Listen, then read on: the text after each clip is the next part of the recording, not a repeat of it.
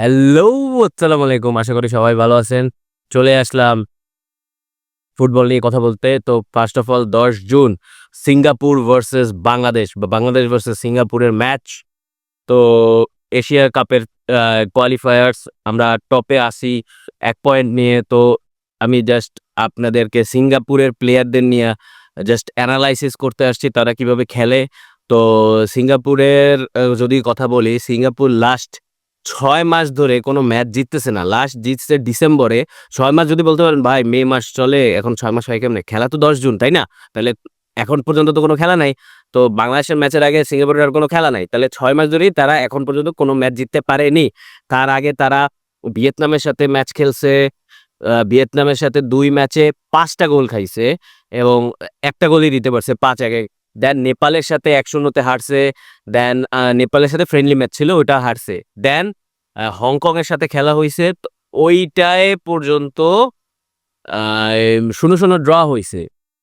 তো বলতে গেলে আমি জাস্ট সিঙ্গাপুরের একটা জাস্ট আপনাদের মোটা অক্ষরে বলি, সিঙ্গাপুর বল পজিশনে রাখতে ট্রাই করে। তারা হংকংয়ের সাথে মিনিমাম ৫০০ প্লাস পাস দিছে, কমপ্লিট করছে।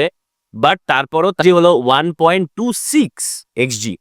আর হংকংয়ের ছিল 1.16, যেখানে কিনা তাদের পজিশন ছিল হংকংয়ের 41%। সেখান থেকে তারা একটা জিনিস খেয়াল করেন, ৫০০ প্লাস পাস দিছে, বাট তারা শট নিছে ৯ টা। আর হংকং 41% পজিশন রাইখা ১৫ টা শট নিছে, যার মধ্যে অন টার্গেট শট হইল ৩ টা, হংকং এরও ৩ টা। তো এখান থেকে বোঝা যাচ্ছে তাদের অ্যাটাকিং, তারা বল পজিশন রাখতে তো পারে, বাট তাদের progression is not great enough to score a goal. তো আমরা যদি তারা বল পজিশন রাখবে, আমি প্রত্যেকটা ম্যাচেই দেখছি তারা মিনিমাম বল পজিশন রাখার ট্রাই করে অপোনেন্ট টিমের কাছ থেকে। বাট প্রবলেম হলো তাদের progression is not enough to score a goal. তো আপনার কি করতে হবে? তো প্রথমে বাংলাদেশের করতে হবে কি, বাংলাদেশের ওই গোল স্কোরারদেরকে বুঝাতে হবে যে ভাই এবার আর যে কয়টা চান্স তুমি পাবা ওগুলা তোমার ক্যাশিং করতে হবে। ইন্ডিয়ার মতো যাইয়া বল গোলকিপারের সামনে মানে বাচ্চা করা যাবে না। যে একেবারে আমি কিচ্ছু পারি না, বল একেবারে হাতে উঠাই দেবে। না, নাথিং। বাট এবার তোমাকে দেখাতে হবে যে আমাদের ২ টা গোল দেওয়ার মতো ক্যাপাবিলিটি আছে। তো এখন আসি তাদের ফরমেশন কি? তারা 4-3-3 ফরমেশনে খেলে এবং তাদের মেইন ম্যান হলো সাফওয়ান বাহারউদ্দিন। এখন বলতে পারেন সাফওয়ান বাহারউদ্দিন মনে হয় অনেক গোল-টোল দিছে। না, ডিফেন্ডার। সাফওয়ান বাহারউদ্দিন তাদের মেইন ডিফেন্ডার, যে কিনা তাদের বিল্ড আপের মেইন ম্যান। ওইখান থেকে খেলা শুরু হয় সাফওয়ান বাহারউদ্দিনের, যার কিনা ১৩ টা ইন্টারন্যাশনাল গোল আছে এবং সে সিঙ্গাপুরের হয়েও মালয়েশিয়ান লিগে খেলে। সিঙ্গাপুরের বেশিরভাগ প্লেয়ারই যেমন বাংলাদেশের বসুন্ধরা কিংসে খেলে, সেইরকম সিঙ্গাপুরের মেইন মানে যারা লায়ন সিটি সেইলর্সের হয়ে খেলে বেশিরভাগই প্লেয়ার। তো আপনাকে বুঝতে হবে যে যাই হোক, এখন সিঙ্গাপুর 4-3-3 ফরমেশন খেলে। তো ফার্স্টে গোলকিপার হলো আ মাহবুব। মাহবুব সেও কিন্তু গ্রেট একজন গোলকিপার। আ অনেক ভালো, আপনার সিঙ্গাপুরে অনেক ম্যাচ জিতেইছে এবং সে সিটি টেইলার্সেরও বেটার প্লেয়ার এবং সে নাম্বার 1 গোলকিপার ফর সিটি সেইলার্স। দেন আসি বাহারউদ্দিন এবং লায়ন টেন। দুইজনই ভালো ডিফেন্সিভ প্লেয়ার ফর সিঙ্গাপুর। অনেক মানে রিসেন্ট মানে একেবারে অনেক বছর ধরে তাদের দুইজনই সার্ভ করে আসছে। সিঙ্গাপুরের মেইন খেলাটা হলো ২ উইং ব্যাকস।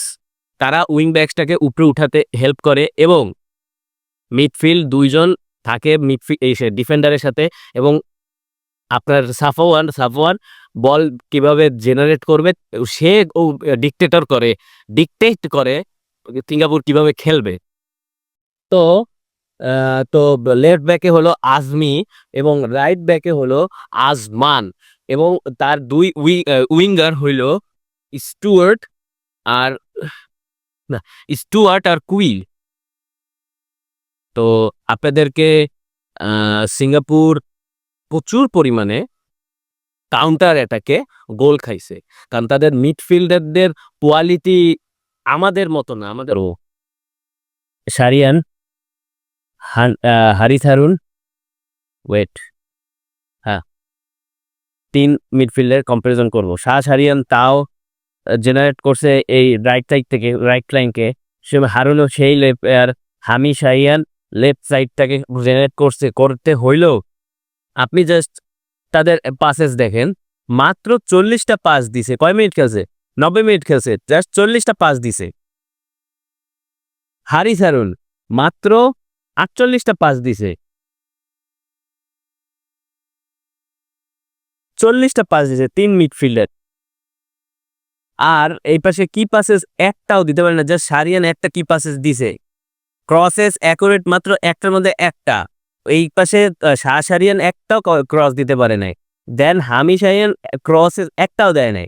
তো আপনি হংকং ওই দিন বেটার ফুটবল খেলছে মানলাম, বাট 3 মিডফিল্ডার এইরকম যদি খেলে, তো আমাদের বাংলাদেশের মিডফিল্ডের যে পরিমাণে গ্রেট মতন হামজা বা যেভাবে আপনাদেরকে প্রেস করবে, ওরা যেই পরিমাণ বল লুজ করছে, আমি স্ট্যাটস দেখে আমি অতবাক যে এই মিডফিল্ডার 2000 একটা মিডফিল্ড আছে নাম হলো হারিস হারুন, 2007 সাল থেকে সিঙ্গাপুরকে সার্ভ করে আসছে এবং তার মিনিমাম 140টার উপর ইন্টারন্যাশনাল ম্যাচ আছে। তো আর বাকি যে দুইজন আছে মাত্র 33টা ম্যাচের আপনার এক্সপেরিয়েন্স আছে সিঙ্গাপুরের হয়ে। তো আপনার বুঝতে হবে যে সিঙ্গাপুরের মিডফিল্ড ওইরকম না। আমরা যদি কাউন্টার প্রেসটা করি, কাউন্টার অ্যাটাকে গোল দেওয়ার ট্রাই করি, আমরা গোল বাই করতে পারবো বাট প্রবলেম হলো বাহারুদ্দিন অনেক কোয়ালিটিফুল একটা ডিফেন্ডার। সে লাস্ট ম্যাচেও হংকংয়ের সাথে ম্যান অফ দ্য ম্যাচ হয়েছে।